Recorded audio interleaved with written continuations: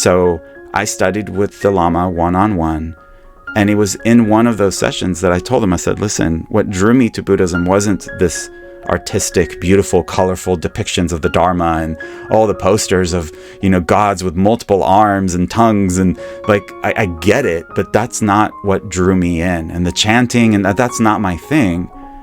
I love the simplicity of the teachings of pain is inevitable, suffering is optional. You can figure out how you cause your own suffering. And by just eliminating that, you have found happiness, not by searching happiness, but by taking away.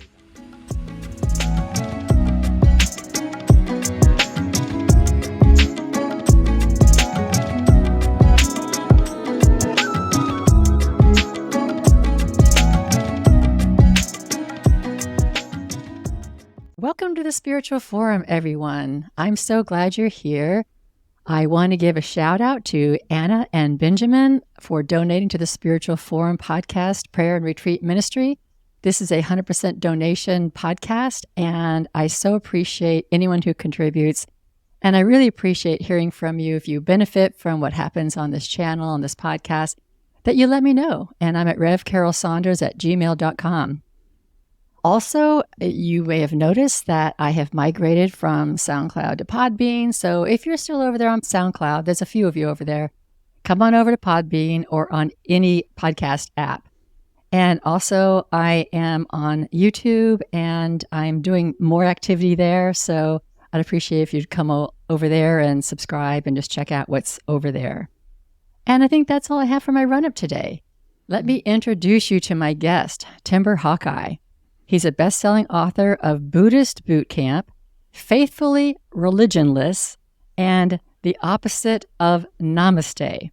His books and podcasts offer a secular and non-sectarian mindfulness practice to be at peace in the world. And I'm going to keep the bio to that and let Timber tell the rest of his story or whatever he wants to tell us. Welcome, Timber. Hello. Thanks for having me. It's really, really great to have you, and I'm really looking forward to our conversation. There's so much wisdom in your books, and I'm so grateful that you sent me the book, The Opposite of Namaste. And actually, before I ask you to tell me a little bit about your story, can you describe to everybody what the opposite of Namaste means to you? Yeah, namaste is typically defined and used. It's a greeting, but much like shalom and aloha, it actually has a deeper meaning behind it. And so while it can be used colloquially just to say hello, it also means the divinity or the God within me, the good within me, acknowledges the divinity within you. And we're all very familiar with that. And it's really easy when you're standing in front of someone who is kind and loving and gentle and generous to say, oh, namaste, I see the God in you. It's so easy to do that. But what happens when you're standing in front of someone who is rude, someone who's being a complete jerk, and impatient and intolerant? And it becomes really difficult to go, oh, namaste, jerk, it's just, and yet I've been a jerk before. I've been impatient before. I've been intolerant. I've been ignorant. And so I think the opposite of namaste is essential, not to actually say out loud, but an internal process that when we come across someone difficult, I can say, oh, the ego in me sees the ego in you. I know exactly why you do what you do because there's an ego within me as well. And it eliminates this whole hierarchy and it just puts us all at eye level. And I think that's where we can relate to one another because we are related. And so that's kind of the opposite. Like, it's not just the good, it's the good, the bad, and everything in between. It's in all of us, but it takes first and foremost acknowledging the shadow self within us before we can accept, not necessarily condone or glorify the shadow in others, but see, it's like, oh yeah, I get that. I've acted out of greed before, and so I know why they're doing what they're doing. It's just, the goal is to eliminate judgment.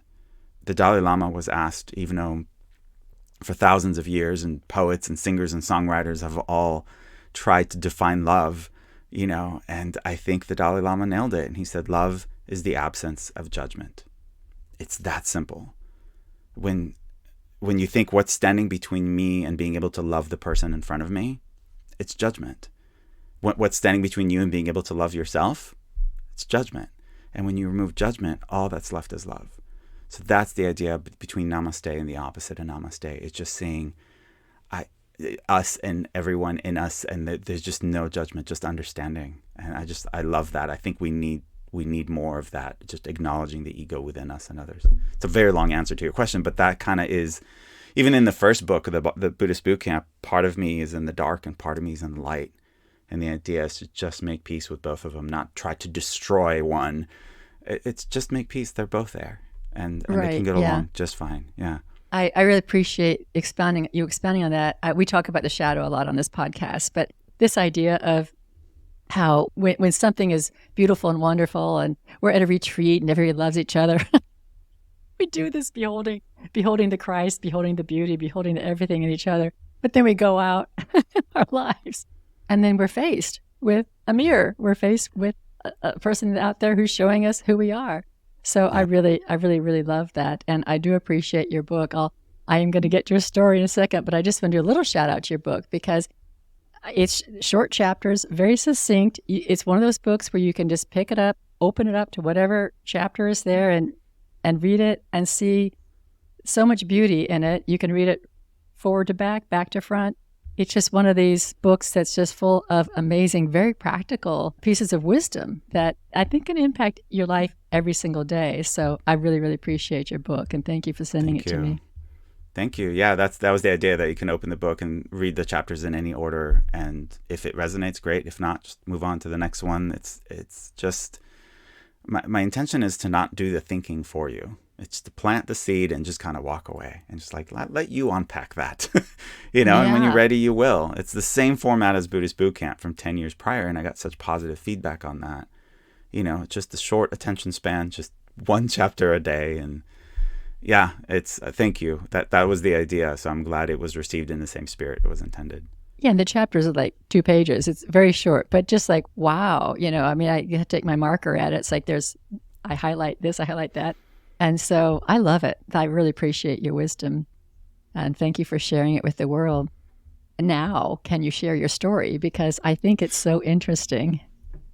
Thank you. Yeah, the wisdom isn't mine. The wisdom is ancient. I'm just merely a translator who takes the ancient teachings and translates it into a language that people today can understand. And go beyond understanding and actually implement into daily life. Because if I'm merely inspirational, then I've fallen short of my intention of being motivational. It's about taking these concepts and actually implementing them and having them change your life. And instead of saying, well, that's really good in theory, and a couple of weeks later, it's just like you said, people are really kind to one another in the seminar at the retreat. And then the moment they get into their car, it's just like, no, like, how do we embody the teachings, not just, appreciate them? So that does kind of tie into my story, because I didn't reach out to Buddhism because I was curious about it. I have developed my own collection of beliefs and philosophies, and one day someone walked up to me and they're like, "You're like a Buddhist monk." And I'm like, "What does that mean?" And we looked it up and I'm like, "You're not kidding." My life is very much, so it was kind of like I was already living that lifestyle when I discovered I'm not alone. In fact, I was invited to hear the Dalai Lama speak, one of the first times I've heard him speak. And there he was talking about self-control, determination, and freedom from anger. And 3 years prior to that, I had those words tattooed on my chest. And I'm sitting there going, who's this guy? Like, that's my gig. I was just so ignorant that like there's this whole movement of people who dive deep into looking at where am I creating my own anguish. So that kind of is where the spiritual journey, I guess, began, perhaps officially, even though, again, I've been on it for a while. I just didn't have a word for it. It was timberism at the time. It was just my own way of being different from others, but I didn't know just how.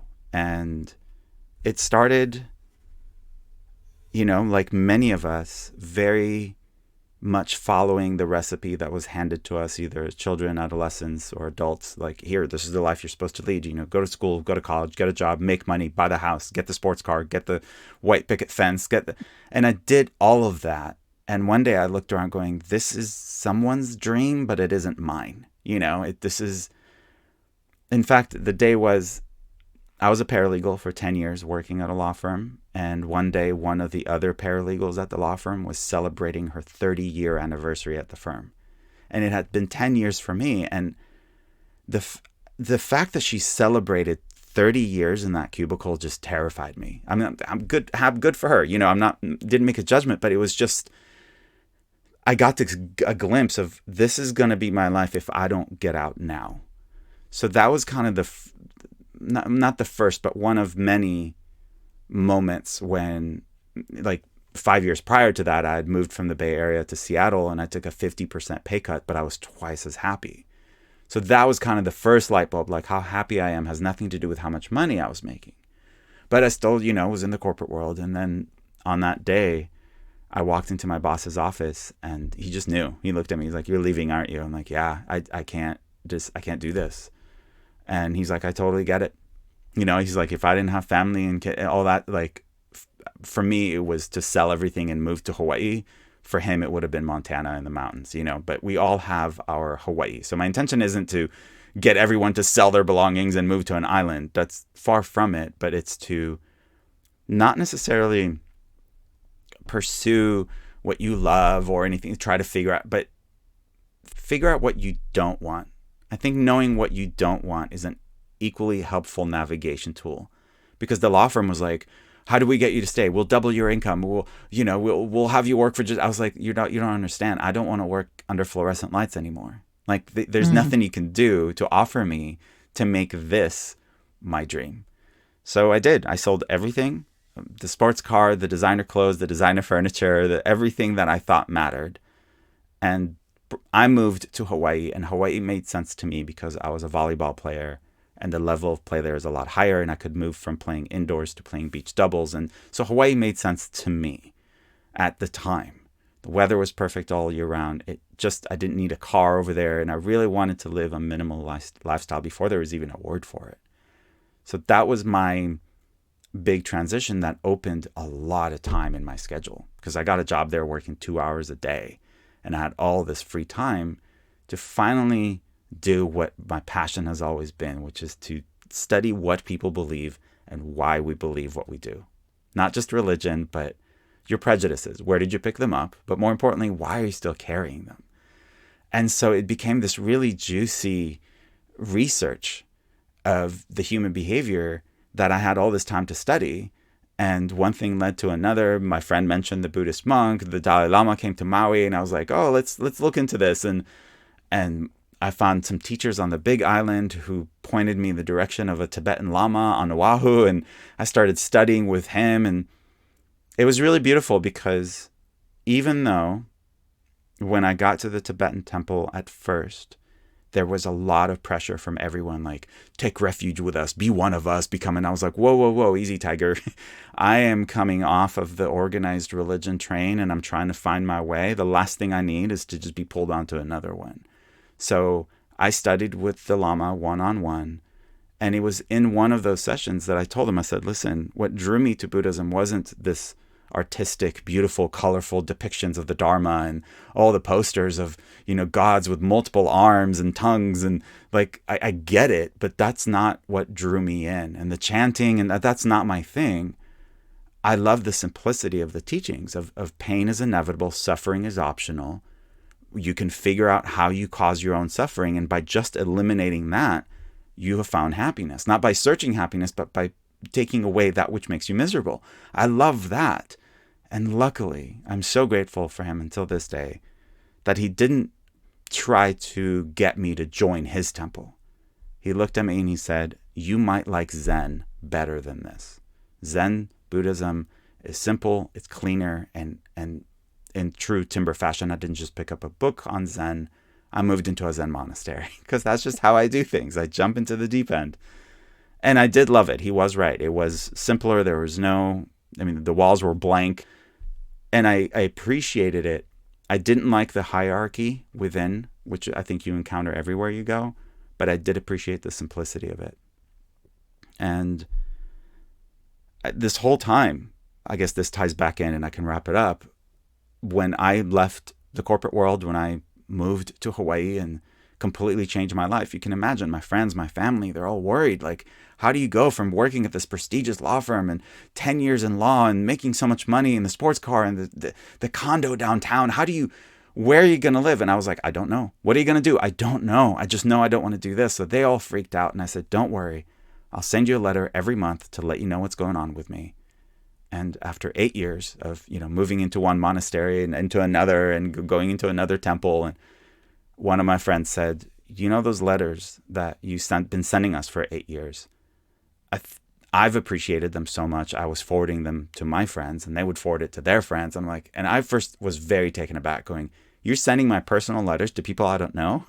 And she goes, yeah, and they really appreciate that. They're so short, but they're so full of wisdom. And I really think you should like put them on a blog or something or social media. And I didn't have any social media, no Facebook, nothing at the time. And almost as a dare, I thought, you know what, I'll compile them and self-publish a book, which anyone can do, by the end of the day today, and just uploading the PDF. And I thought, my friend will get a copy. Maybe my parents will buy a copy just to kind of, say, but man, it spread like wildflowers, and it just became this huge thing that I was then contacted by publishers saying, we want to publish your book in multiple languages. And it ended up being this international bestseller that completely changed my life. And that's Buddhist Boot Camp. It's just every chapter is an email or a letter that I sent to my friends over the course of 8 years.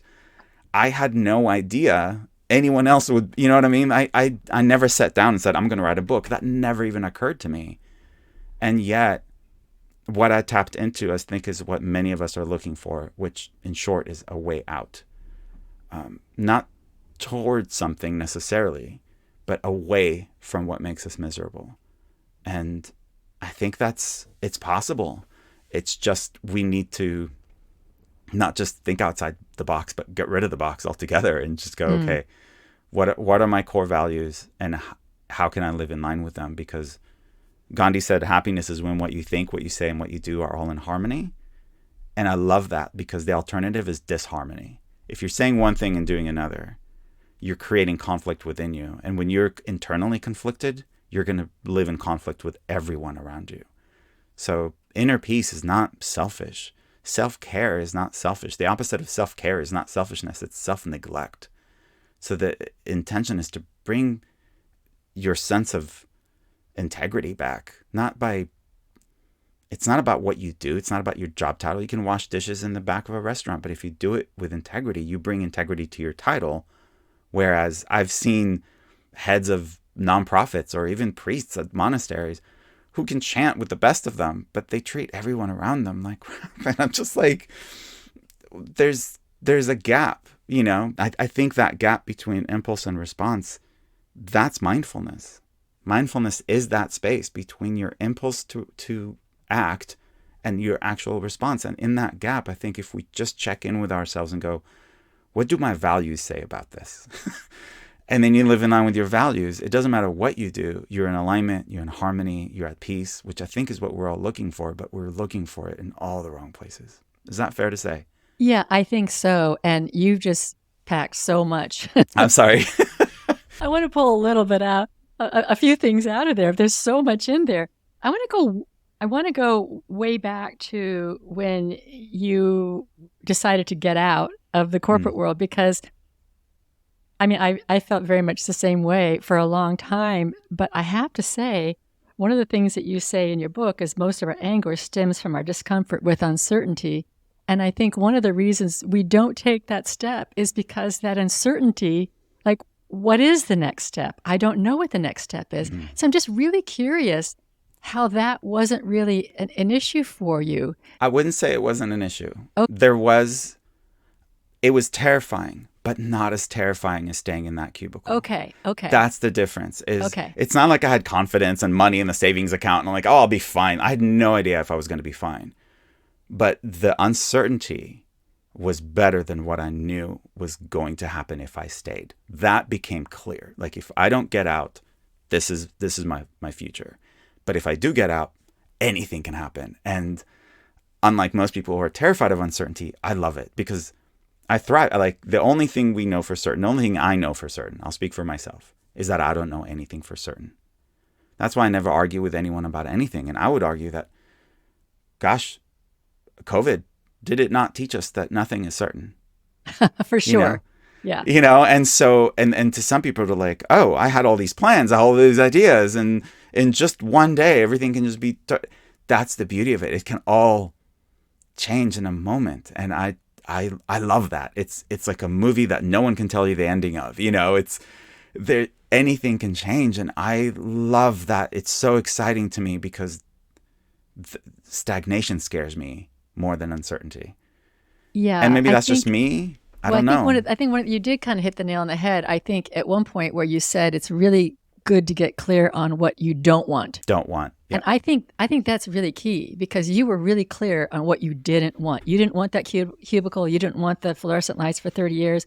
Don't blame you at all.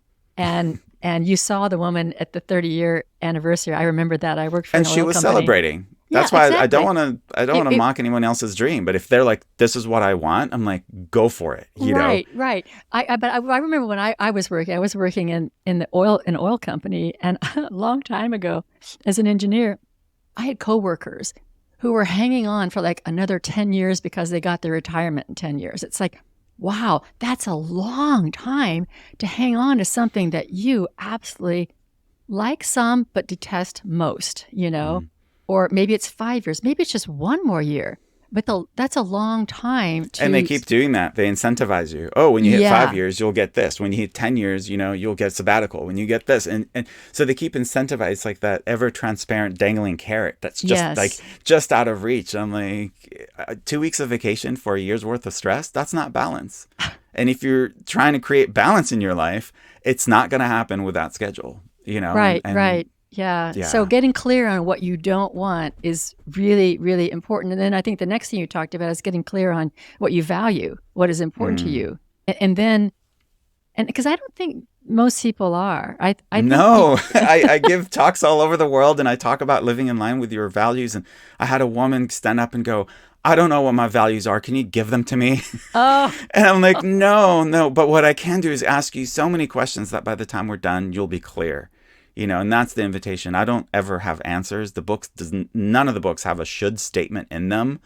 It's about looking within and going, what's important to me? And am I living in my life in alignment with those values, or am I ignoring my values? It's something as simple as, let's say someone is really, to them, one of the important values is to eliminate animal cruelty. And so when you're at the grocery store and you're trying to figure out which toothpaste to buy, something we all do, you can look and go, okay, well, this one's on sale. I'm going to buy this one. And I go, okay, well, then now you're saying your core value is scarcity. It's, I don't have enough. That is my point of view. And I'm going to make decisions based on that. But if you're saying, can I find a toothpaste that isn't tested on animals? Then your core values are making your decisions for you. And quite often, they're the same price. Colgate does not test its products on animals. Crest does.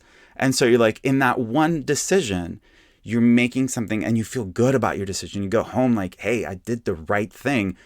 Not in a global right and wrong, but right meaning it's in alignment with me.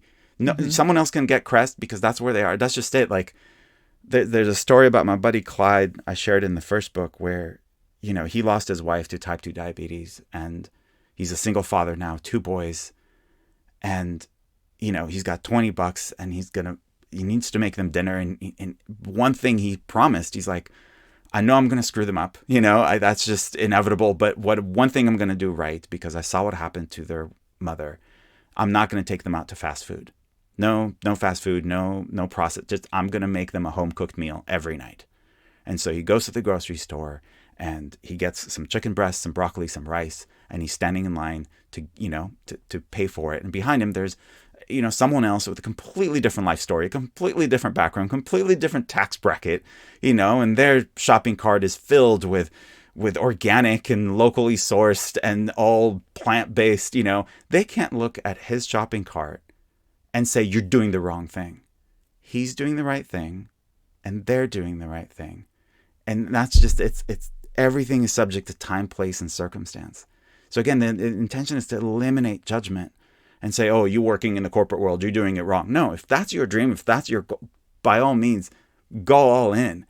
I'm just saying, for me, it just was not right anymore.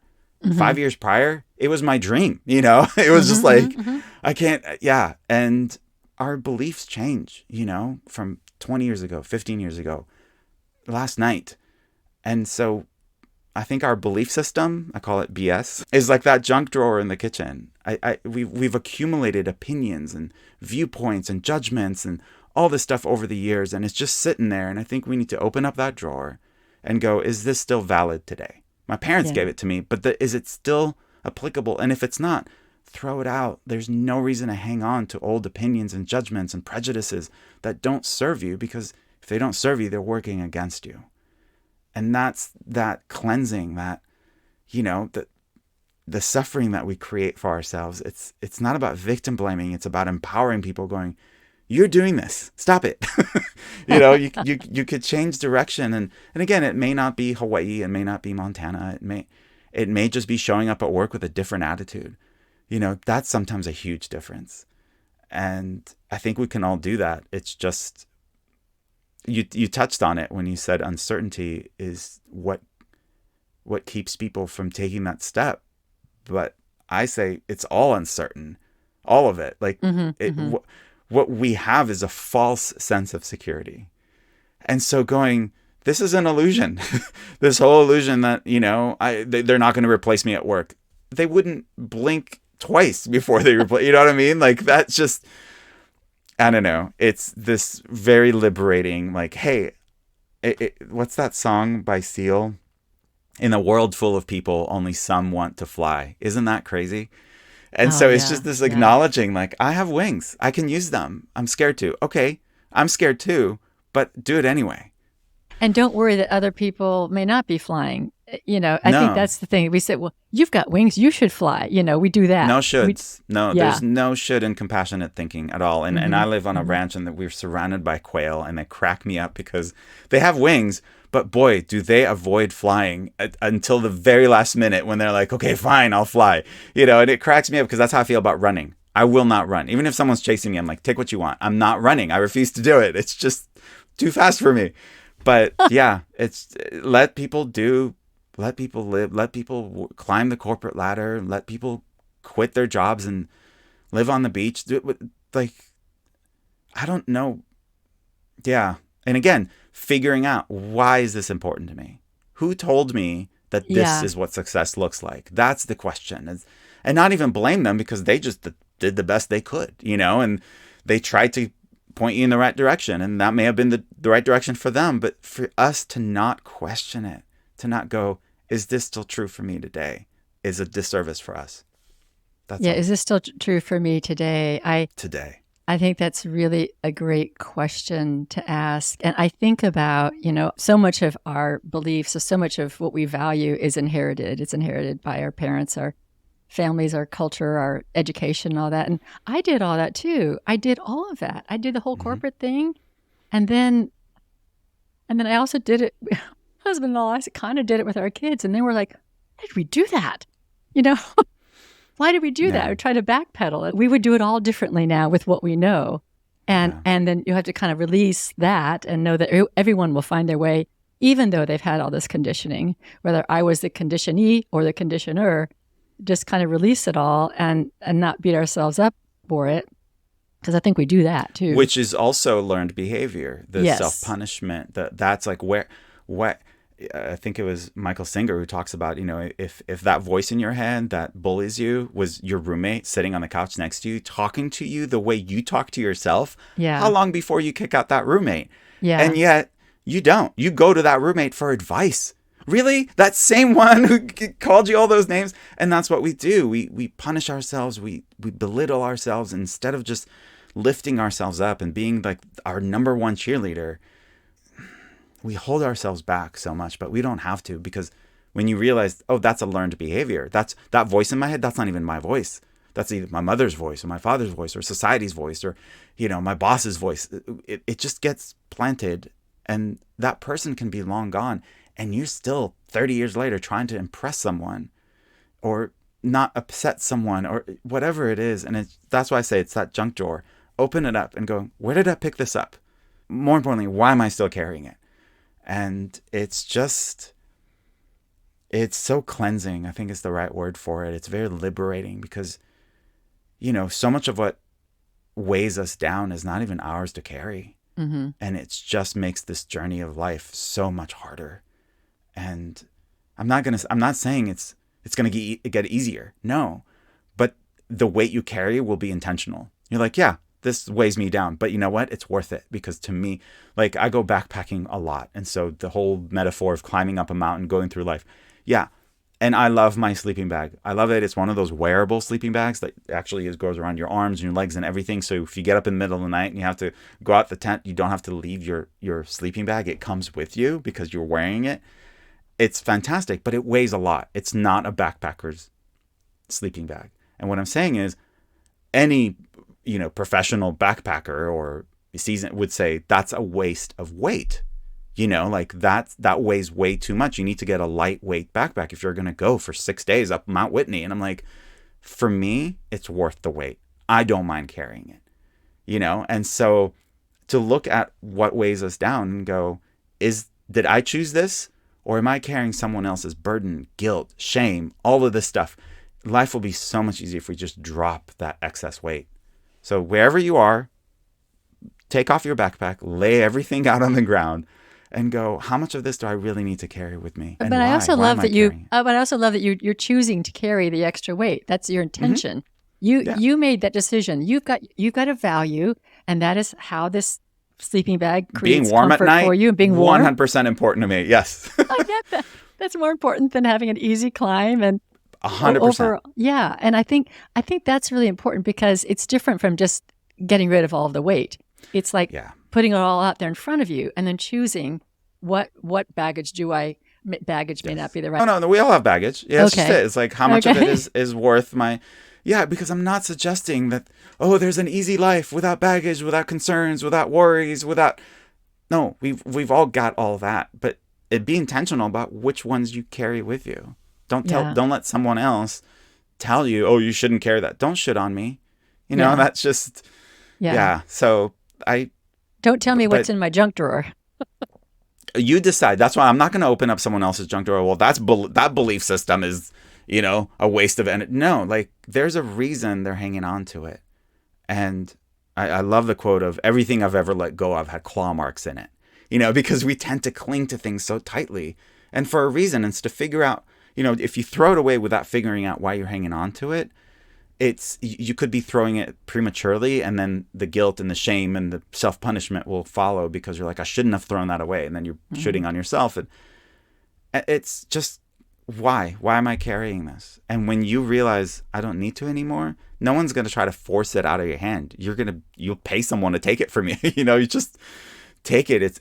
It means more to me out of my life than it means in my life. And it's just, and again, I'm not talking about tangible things, although sometimes it is. Being a minimalist and moving around so much has really shown me the parallels between the stuff we carry in real life, the tangible stuff, the linen closet with 20 different pairs of sheets, and the cupboard with, so many different cups, and all, more than we'll ever need. But this accumulation mentality, the way it works with tangible stuff, the 10 bottles of shampoo is the same with our beliefs, our opinions, our judgments, our prejudices. If we cling to tangible stuff, we also cling to the non-tangible. And so they are related. So clearing out our cupboards, clearing out our minds, clearing out our lives, clearing out our car.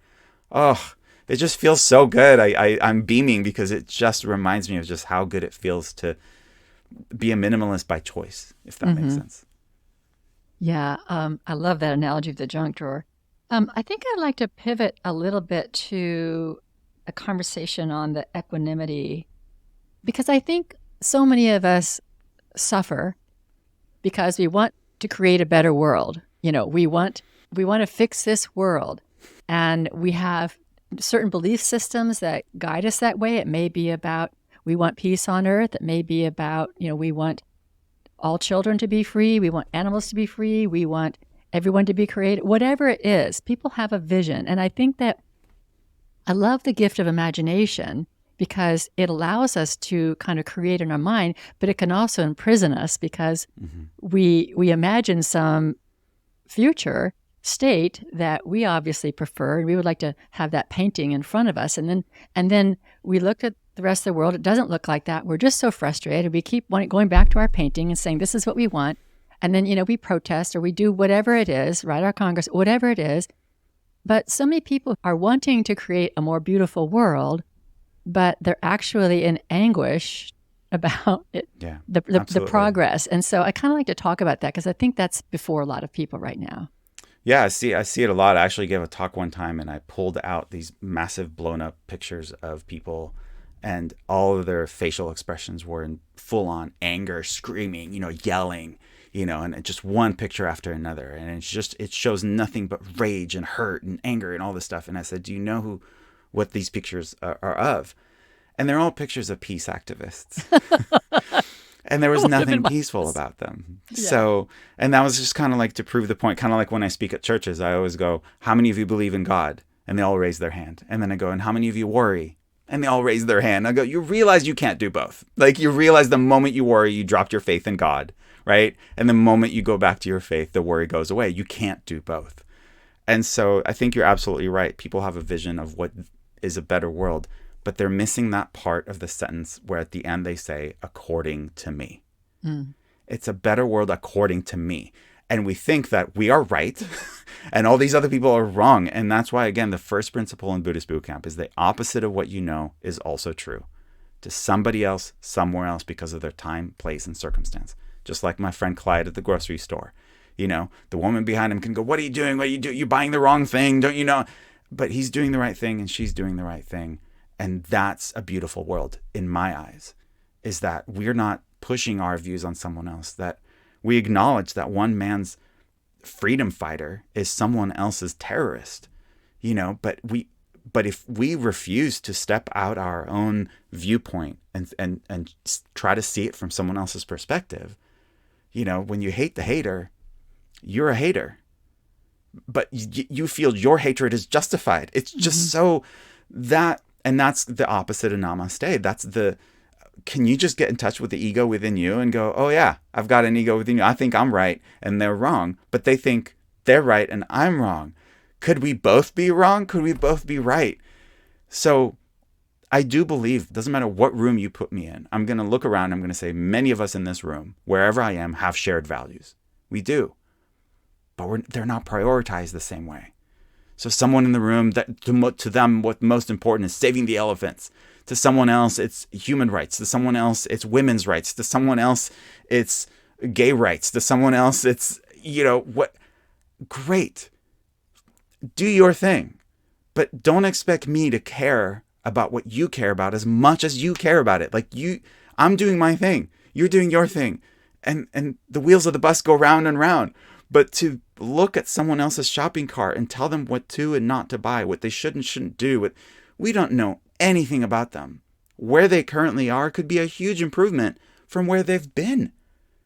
What I think drives most of the frustration you're talking about is the sense of urgency that we feel, that everyone needs to change now. It's like, easy, tiger, right? Like, our lifetime is the blink of an eye. Humans have been on this earth for such a short period of time. So for us to look at the world through a keyhole and pretend to know what's best is egotistical at the very least. To claim that we know through this tiny little, eye of a needle that we're looking at with this narrow view, like, zoom out, look at the big picture. We have no idea. My mother grew up when the science and doctors discovered, eggs have a lot of protein in them. So she was not allowed to leave the house to go to school without a raw egg in her hand. And they would just poke a hole in it and suck it out on the way to school. And that was daily breakfast because science said so and they discovered it. And years later, they're like, hold up a minute. We need to cook it first. And then later they're like, hold up a minute. The whites are good for you. And so that it's like, just ease up on thinking you have all the answers today. We don't. And what we think is a problem ends up being a solution. What we think is a solution can create a problem. I used to work for a nonprofit organization, and we showed up at American Samoa after they were hit with a tsunami that damaged their water treatment plant. So the island didn't have drinking water. So all these other nonprofit organizations showed up from all over the world and dumped, I think it was 5 million bottles of drinking water, and then took off, which is great. But it was short-sighted, because what they didn't do is tell people to separate their plastic from their trash. What they didn't do is make any plans to come back and pick up the plastic bottles. So we showed up all these years later. Their landfill was a year away from capacity, and it was all filled with plastic water bottles that are empty with the cap back on them. So when we went to the landfill, it was like a bouncy house. So, you know what I mean? Like, so it was great that they brought them drinking water, but by solving one problem, they created another. Yeah. You know, and it was just this. So did they do the wrong thing? We're all short-sighted. That's what I'm getting at, is we don't have all the answers. So stop acting like you do. That's it. It's just do what you think is best right now, and just let go of the outcome. Is that fair to say? I think it is. I do think that people use "but science says," and I think what you pointed out about the egg is really interesting, because I think that a lot of people believe that science is this settled thing, and science says this, and so therefore, we have X number of years before this planet is destroyed. And it's not going to change. Yeah. Right, and that what's it based on? And science is changing all the time. We see that with biology. We see that with food and diets. Yeah. And what goes around comes around. But I do think that there's a lot of people who are afraid of the destruction of the planet. They're afraid of the destruction of humanity. They're afraid of the destruction of species, and so that's for good the urgency. reason. I mean, 60 years ago, we only had 2 billion people on this planet, and now we've got 8. That's a lot of people. And whatever systems we put in place those years ago to accommodate 2 billion people, that's not sustainable for 8. So we've got a problem, and things are shifting, and no one can think fast enough to, how do we solve this? And you're right. Fear drives a lot of people to their actions and whatnot, and just recognizing that and just saying, hold on, is it destructive? I lived in Hawaii. I've been to Iceland, watching, the volcanoes erupt, and we look at it and go, it destroyed all these homes. I'm like, it's creating land. So it's destructive and constructive at the same time. It's our attachment to our opinions of what we think is valuable that makes the judgment. But if you just step back and you just go, this is beautiful. You know what I mean? Like we're watching Earth, land being formed that didn't exist 10 minutes ago, and now I can walk on it. It's just mind-blowing.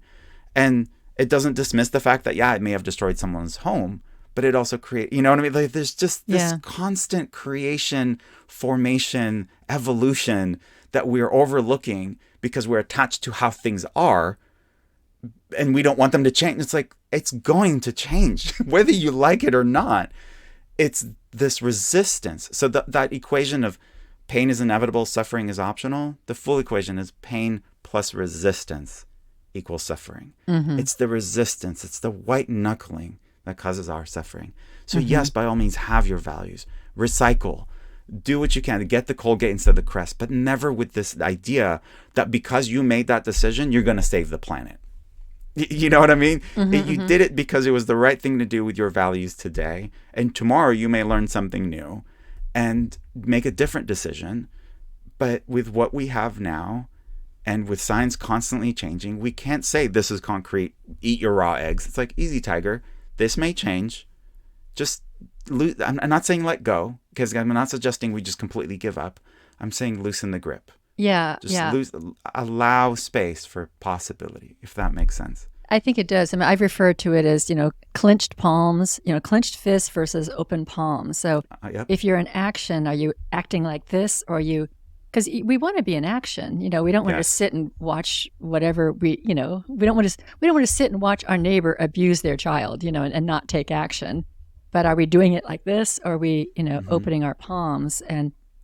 And it's 2 different ways of approaching it. Of being in the world. We're still there watching that happen, but how we respond dictates our experience. Yes. So I always say, if changing the world is your fight, it will leave you exhausted. But if changing the world is just your way of life, it'll be effortless. You're just going to go to lunch and you're going to look at the menu and you're going to decide my values are to do less harm. So I'm just going to choose off the menu what is least harmful to the planet, to animals, to my own health. And I'm going to make that decision. And when I go to bed at night, I'm going to look at my day and go, did I cause less harm than I would have if I had made other decisions? And if your answer is yes, you will sleep peacefully through the night. But if you go to the restaurant and go, how dare they serve this? And you're white, again, the white fist, like, this shouldn't be happening. You're creating so much of your own anguish. It's futile, really. Just being at peace, even educating others. Who's your audience? Did they ask? Or are you just pushing your views on someone else? Because my teacher used to tell me, Timber, you can't give by throwing. And so many people try to do that. And nonviolent communication calls it out. They say unsolicited advice is a form of violence. It's bullying. If someone didn't ask, think about it. If someone showed up at your door right now, knocked on there, and tried to push something down your throat that you didn't ask, you'd be like, please leave. Like, I'm sure it does. But if you're saying, hey, solicitors welcome, and they show up, that's a very different experience. And they're like, come in, sit down. Let's talk about this over a cup of tea. But know your audience, and so figuring out what is causing me my anguish. Is it the fact that my neighbor is doing this, or that I have a problem with it? And if I have a problem with it because it's illegal or whatever, is there a method already in place for me to take to let someone else handle it because that's their job? Or am I going to try to take matters into my own hands? It's just, there's a fine line of going, again, between this and this. Mm-hmm. And that's because when you're at peace, people will want to hear what you have to say. But when I think you're enraged, right. You're going to gather the other enraged people, but that's not going to move the dial. And that is a very strong, cohesive tool, meaning giving a group of people a common enemy is very cohesive. It creates a lot of, it's us versus them. And that's going back to the opposite of Namaste. There is no us and them. We've all made mistakes. We've all contributed. We're all part of the over 8 billion people on this. We're part of the problem, is what I'm saying. So don't look at, well, you're a bigger problem than I am. Easy, tiger. Someone else can look at you and your decisions and start judging them. So just don't, again, it's biblical. Don't judge. It's not your job. Yeah, let me ask you a question, because my little inner voice has been upset with me over something that happened many years ago where I didn't intervene, okay? So I was on a walk. I was in my 20s. I was on a walk, and there was, on this walk, down by this bayou, I was in Texas, there was a man who was beating his dog. And I didn't do anything about it because I didn't know what I could do. And I'm thinking, I should have done something. And there are a few things like that in my life. So sorry, I didn't mean to laugh. I'm like, in Texas, he would have pulled out a gun and shot you. I'm telling you, my mind goes through those kinds of things. I have another one on a subway in Chicago where I didn't intervene. And I'm thinking, my daughter could have lost her life. I mean, I don't know what could have happened there. So the reasons I don't intervene, but it seemed like, again, the voice in my head that I keep inviting in for advice tells you that you should have, could have, would have, I could have helped that dog. And so there's things like that, I think, where people feel like I should act. So I'm just kind of curious, when is it appropriate to act when something wrong is happening before you? Wrong according to you. Yeah, wrong Again, according to me. But really I also, I get that. Yeah. But I also think, now you can correct me on this or you can disagree with me, but I do think that there is a universal law that to do less harm. I know it may not be the value, but that's why we have don't kill, that we have laws about killing and taking lives and things like that. So, it was just last month or last week, I believe, that Korea passed the law of no longer selling dog meat. Yes, it was last week. Yeah, right? It was just recent. Right. So what, your puppy is someone else's lunch. Can you be at peace with that? Or does that enrage you because they don't look at the world the way you look at the world? Yeah, well, I'm not enraged. I'm just glad my dog is over here. Exactly. So it's one less dog on someone's plate. But I would support organizations that are trying to free the dogs in Korea. I've done that before. I'm and just then thinking, let go and say that may happen, it may not, it may continue, it may be right. tradition, it may be there, but I can support, but then I can let go of the outcome. To go back to your question on when is it okay to intervene, it's a very tough question because there's no silver bullet answer that is true at all. Everything is subject to time, place, and circumstance. And you gauge, you get to figure out your audience. Is this my place? Was I asked? Is what I'm saying true? Is it necessary? Is it kind? Does it need to be said? Does it need to be said right now? Does it need to be said by me? There's all these questions of what is the best way I can be of service right now, and there is no one answer to all of that. Should someone have intervened when I was growing up and was abused by my parents? If they had, would I be doing the work that I'm doing today of people in recovery and helping people in prison and, going through and helping so many people challenged with PTSD and figuring out solutions? Or am I doing this because of my history? So I'm not saying I wish more people would be, abused so they can grow up to, no, but that old saying of nothing happens to you, it all happens for you. And so that happened for me to be where I am right now. And I don't even blame my parents, they did the best they could with what they had. The problem was I expected something out of them they didn't have to give. I kept going to an orange looking for apple juice. And the moment I did that, I set them up for failure and I set myself up for disappointment. And that created so much of our anguish, so much of our friction, because I kept thinking they should be different than how they are. This is not how a mother should treat their child. According to whom? According to me, conveniently enough. So just removing this ego out of it and go, this is what happened. What do I do with what happened? And so you can watch that and go, you know what? I witnessed someone abuse their dog. I have a dog. This is just reaffirming for me that no matter what, I never want to do that to my dog. Like, this is just, it's like my parents taught me how not to be. They're still teachers.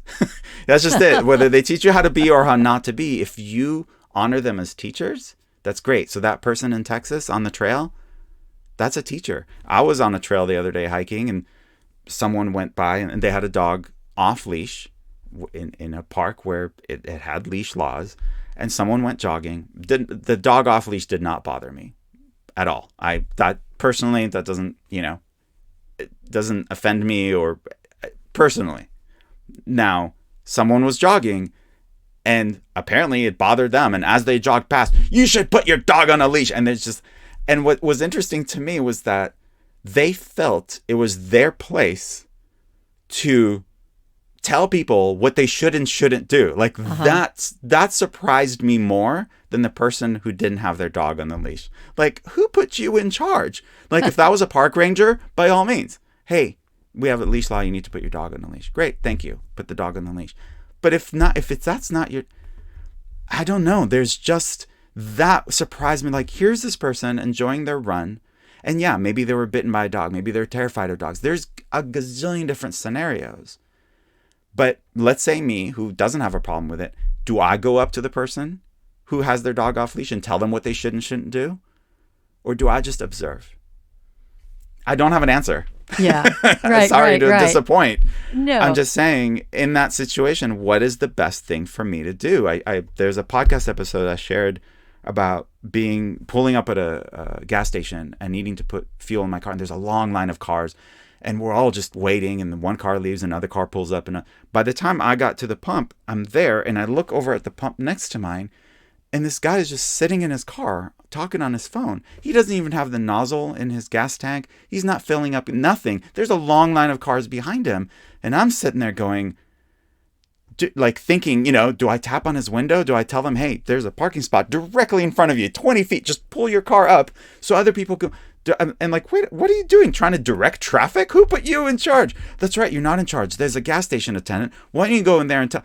Really? You're going to go in there and tell someone how to do their job? Like, this whole ego just took over of like, here I am trying to direct.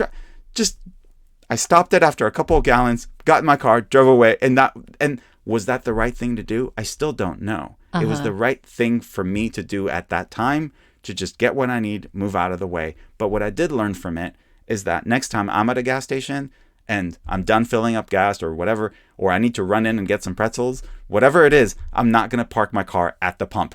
I'm going to move my car away. So that was my lesson, to just, because I realized, again, the ego in me sees it. I've done what this guy's done before, but I don't know who he's on the phone with. He may have just gotten a call that his dog died, or someone, or he may be the guy there who was hired to fix the pump, and he's just on the phone with his boss trying to figure out the pump is broken. How do I fix it? We don't know. So to make any assumption that we're doing the right thing because we're eating a raw egg on the way to work every day, it brings you back to, we're short-sighted. We're looking at the world through this little lens, and I don't know, maybe our destruction is the best thing for the planet. So do you stop our destruction? Or, I'm not saying you condone it. You don't, you know what I mean? You do the right thing. You drive your Hummer, I'll drive my hybrid, and we can get along just fine. But the moment I tell you what you should do is when I create friction. We say we want peace, but we create so much of the war that we complain about. Yeah. We cover our own eyes and then cry that it's dark. And it's just like, dude, how much of this is your own doing? So if you want peace in the world, start by being peaceful with your own family members, with your neighbors, with yourself. Start there. There's plenty there. Anyone you talk to would be like, oh yeah, there's that voice that bullies me and all that. Start there. Quiet that voice. Be at peace with yourself before you start telling other nations how to live at peace with one another. Like, you can't even get along with your cousin. Start there. Then, you know what I mean? Like, you can't get along with the Hummer driver. Right? Seriously. Or the restaurant, or the dog owner. It's like, he's doing the best he can. There's a chapter. This is where I'm going to lose a lot of people. I get it. There's a chapter in my first book in Buddhist Boot Camp called Repentance. And in it, I list all the horrible things that I've done in my life. Just come clean. Just blah. Here it is. I'm not proud of any of it. I didn't know then what I know now. But I have done these things. And when HarperCollins picked up the book and they republished it in hardcover, multiple languages, all that stuff, they gave me the manuscript to review. And I noticed, just by counting chapters, that one was missing. And so I sorting through it and realized they took out the repentance chapter. And I said, why did you do that? That's such a powerful chapter. And they go, yeah, but it paints you in a bad light. Mm-hmm. But it's part of my story. Don't edit out that part of my story. Mm-hmm. So they put it in. And I've heard from so many people that is the most part, that was, they were in tears, and that got them to write their own repentance list of the things that they've done. But I've also heard from people and seen reviews online just drilling into me what a horrible person I am. And they couldn't get past that chapter because I had admitted to doing some horrible things. I think that I've had people on this podcast that admit to doing horrible things. And I'm always it almost brings me to tears, because how many people are so rawly authentic, like I've got this great story, but I could gloss over that part. Like some horrible things. But when they say I did these horrible things, I'm like, it's amazing to me that somebody can come forward publicly and say that. And I think it really gives us a lot of hope for ourselves to be able to come clean ourselves, because that's the work we need to do, to not say, well, this, I'm a good person, all this, I'm a good person, and keep all that other stuff down. I think it's editing history. You can't edit. It happened. And I think the more we acknowledge it, the less likely we are to repeat it. But if we don't acknowledge that we did it, we're more likely to keep doing it. Right. And to be able to see somebody who's willing to share, here I am, all of me. Vulnerable, raw, honest. I am, here I am. It's so rare. I really think it shifts consciousness a lot for people. 100%. It's so important. And so I'm going to get the book and read that chapter. Yeah, it's a tough one. And I think it was Kurt Cobain who said, I would rather be hated for who I am than loved for who I'm not. And I love that, because it's just, this is me, the good, the bad, and the horrific. And I'm not doing this for the likes. I'm not doing it to win you over. I'm doing it because this is part of the human experience. And unless we can be honest about our own shortcomings, we are in no position to even come close to pointing out someone else. It's like, I just don't believe in hierarchy and holier than thou. And my own teacher said, there are no enlightened beings. There's only enlightened activity. So the people that we look at and we perceive as enlightened, whether it be Jesus or the Buddha or the Dalai Lama or Mother Teresa or your Aunt Betty, doesn't matter. He's like, there are no enlightened beings. These are people who just made enlightened activity part of their daily lives. And I'm like, well, shoot, I can do that. And what is enlightened activity? Activity that's in line with your values. If you live in line with your values, and for you, it's perfectly okay to eat a dog, then you're not doing anything wrong, because according to your values, you're in alignment. It's like, I know this is controversial, but like, it is. Nobody is upset with Walmart for not being altruistic, because Walmart never claimed to be altruistic. They said, we're going to sell you the cheapest stuff possible at the lowest cost possible at truly any cost. It doesn't matter. And that's exactly what they're doing. So we're like, all right, fair enough. You do it. And then we have the choice to either shop there or not. But if a store or a person claims to be one thing, an animal rights activist is wearing a leather jacket, then we go, wait a minute. You said one thing and you did another. That's where the problem is. Nothing wrong with wearing a leather jacket, but don't wear that and say this. Then you're creating. Do you see what I'm saying? I completely do. I've said this many times. I mean, I live in the country, and I have less problem with my neighbors who are hunters and farmers, because they are what they're not trying to be. They're like, they own it. They're not pretending to be anything else. Yep. Exactly. Than the people who are kind of holier than thou and all about love and all about compassion.